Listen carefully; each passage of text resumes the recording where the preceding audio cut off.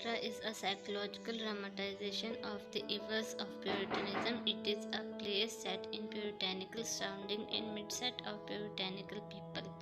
The New England countryside in which action of the play takes place is full of almost barren rocky countryside with barren mountains. The people are equally austere, tough and thrifty. All this create an environment of severity, inflexibility and firmness. In O'Neill's eyes, this Puritanism represents every kind of suppression, hypocrisy, and sham behavior. O'Neill uses these hypocritical attitudes in the text of the play. He represents the drama of love and loss with its tragic climax under the influence of hard geographical setting and strict people.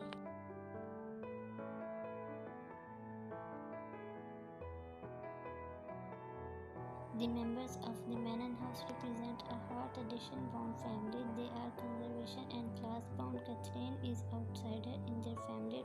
To her, their house appears as a sculpture full of puritanical ugliness, monstrosity, and a temple of hatred. In the words of Catherine, every time I come back from being away, the house appeared more like a sculpture, the whited one of the Bible pagan temple. Front stuck a mask on Puritan ugliness. It was just like old Abe Menon to build such monstrosity as a temple for his hatred. The grandfather Abe established the business of shipping and made a pile of wealth. The family became very rich and prosperous, as well as prominent in the community, but Catherine is not as strict in the moral Puritan code as the rest of the family. She is foreign looking and queer, French and Dutch descended, she and the Menon kind. She brings the emotional stake in the prosaic Menon family. Menons are shown hypocritical to all outward appearance. The Menons are the elect.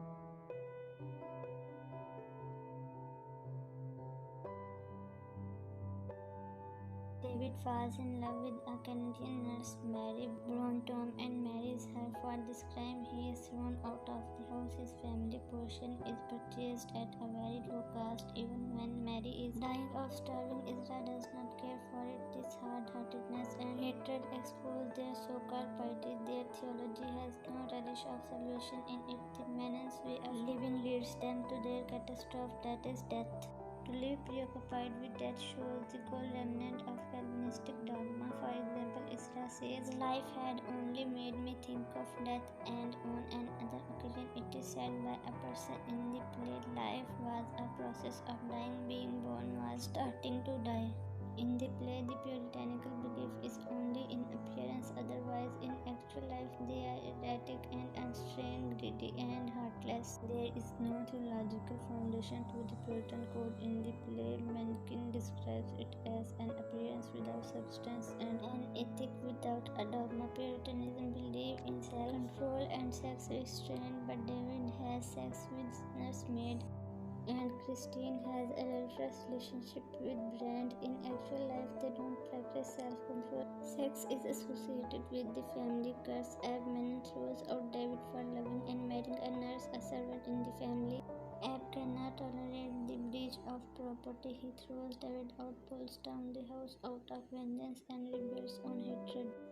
All of them outwardly possess all the Calvinistic and Puritan virtues: industry, thrifty, clockwise regularity, and protection against and irretrievable lapse, social responsibility, and careful avoidance of sensuality. There is no possible redemption for a sinner against this code of life. If one falls, it is forever reprobate.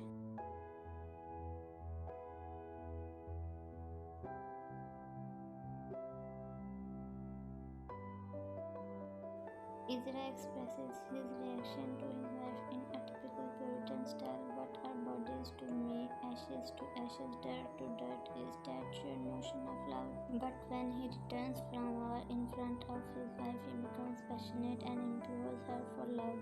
His puritanical behavior with his wife is changed.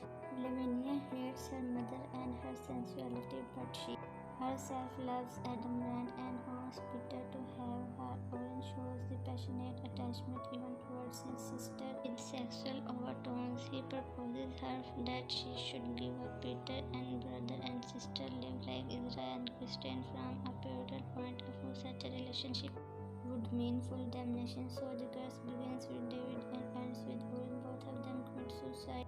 out of a sense of guilt. Abe Manon's curse of hatred is inherited by his successor Lavinia, and all hearers loved Manon have their own strict rule and regulation. Christine derides her daughter for her prudish views. She says, Puritan maids should not peer too inquisitively into spring. Is not beauty an abomination, and love a real thing? Choral characters also consider their puritanical decency and self-restraint fall. The appearance and reality of puritanical way of life are poles apart. The Manons publicly represent a puritanical front of self-restrained behavior, but in practice they are dominated by hatred, passion, and sex. Thus, O'Neill plays apart the puritanical facet of responsibility and shows that Puritan or not, men are